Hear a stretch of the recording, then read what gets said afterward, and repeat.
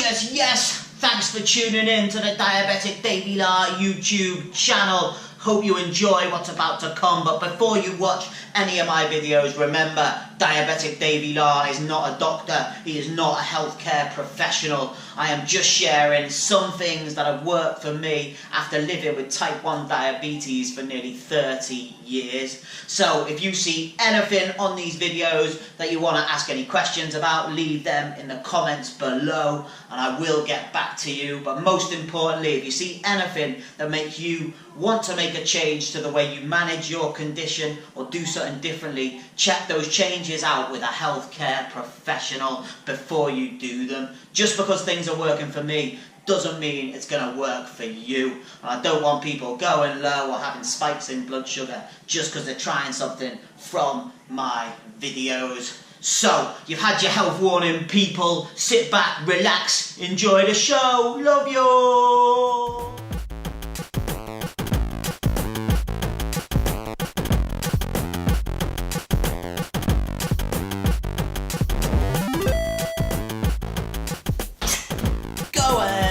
Welcome back to episode 2, Diabetic Davey La. Nice one if you watched the first one, but today's episode is going to be a little bit different. I'm going to be talking about different techniques that I use to work out the amount of carbs that I'm eating so I can adjust my insulin appropriately, and then I know I can keep my bloods in that safe range, and I'm aiming for bloods between 4 and 7 right now. Now, during this episode, you might find that there's a lot of maths involved, and you might start thinking to yourself, yeah, it's alright for you, Davey La, innit? With your GCSE grade D in maths. Yeah, I know what you're thinking, that isn't even a pass, is it? But I hardly went to maths and I never did no revision either, so I got that D on pure natural mathematical ability, and that's what I'm going to be using today. But even if you do struggle with maths, don't worry about it. We can use a calculator to work out our carbs. So grab your calculators, grab your needles, grab your blood meter, grab your pumps, grab your Dexcom 5 or whatever you're using, and we are going to learn some stuff about carbohydrates, lad. As usual, the day starts with me getting up and testing my bloods. Go ahead, 5.0. List that in my app. Then I'm going to inject 2 units of insulin, as I'm on a low carb diet right now, so I don't need too much of my Nova Rapid. Now, this is the insulin that I'm using at the moment, and it can take anything from about 50 minutes to an hour and a half to kick in for me. Now, this is going to vary for everyone, depending on your height, your weight, and activity levels, so make sure you keep checking your bloods to work out how long it takes your insulin to kick in for you. Then it's breakfast time. I'm going to go for eggs, bacon and spinach today, but I'm also going to be adding tomatoes and onion to those eggs.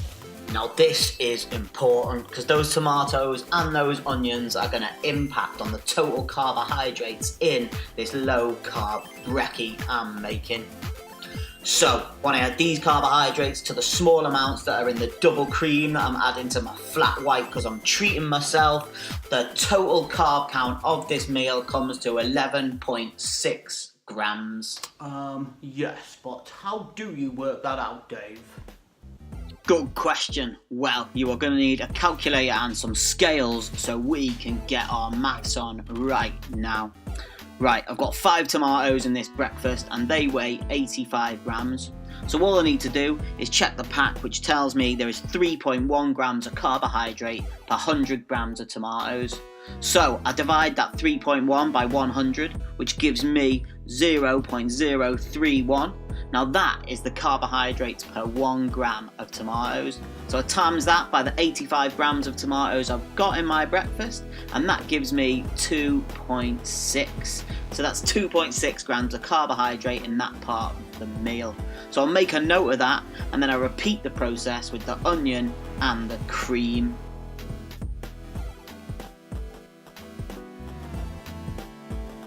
So I would do this with the spinach and the eggs as well, but they are so low in carbs that I'm going to allow them for today. They're going to have no impact on my blood sugar. So Anyway, forgetting all that, it is time to munch my breakfast, lad. Get in.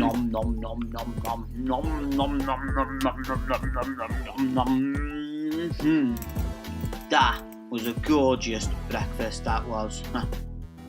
So, after breakfast, I'm going to wait 2 hours until after I first injected. Do whatever you want while you're waiting, but not too much exercise though. Maybe something like this. You don't want to do anything that's going to impact on your blood sugar too much.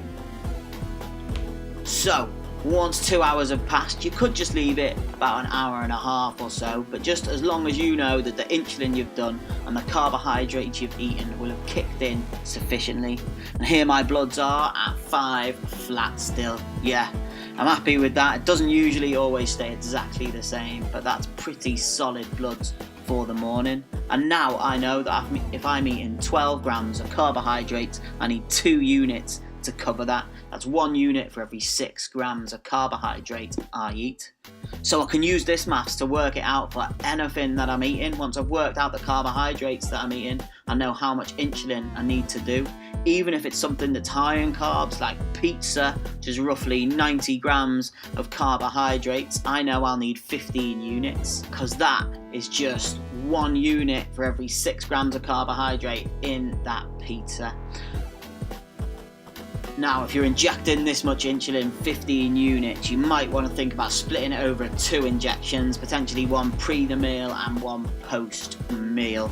And anyway, as the legend Dr. Bernstein says, you shouldn't really inject more than 6 units in one go, as the body struggles to absorb that much insulin properly. And what can happen is you get unexpected hypos, and the excess insulin that hasn't been absorbed properly does finally get absorbed by the bloodstream later on. Go ahead.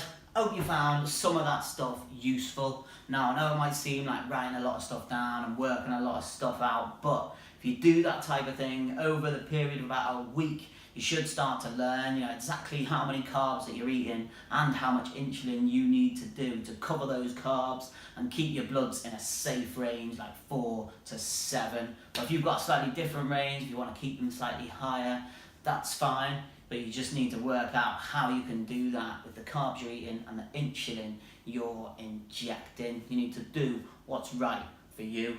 Now, whether you've just been diagnosed with diabetes or you're a 20-year plus veteran like myself, it's never easy to keep your bloods in a really controlled range. But the more you test your bloods, the more you work out the type of carbs you're eating, the more you can start to feel like you've got some kind of control over this condition. Now, thanks for watching. If you know anyone that might be interested in these type of videos, might learn something from this stuff, please share with them my Facebook, Twitter, YouTube, Instagram, all of that stuff. I'm Diabetic Davey Law on all of them. Push people towards them. Hopefully they might find something useful. But thanks for watching, and big up yourself if you are an insulin junkie. Laters, love.